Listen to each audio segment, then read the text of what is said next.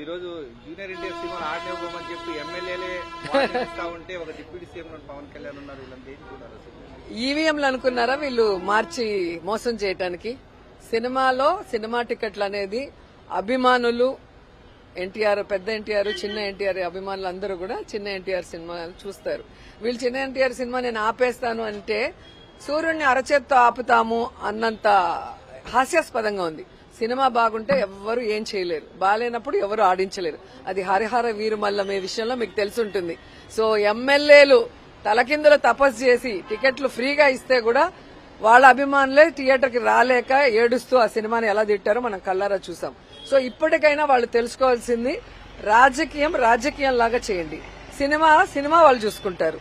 Cinema ఫంక్షన్లో ఎక్కి జగన్మోహన్ రెడ్డి గారిని తిట్టడము, సవాళ్లు చేయటం చేస్తే ఏ విధంగా గేమ్ చేంజర్ లాంటి సినిమాలు గాని ఇంకా హరిహర వీరమల్లి సినిమాలు లాంటి వాళ్ళు ఏమయ్యాయో మనం కళ్ళారా చూసాం. కాబట్టి సినిమాని రాజకీయాన్ని మిక్స్ చేయొద్దండి.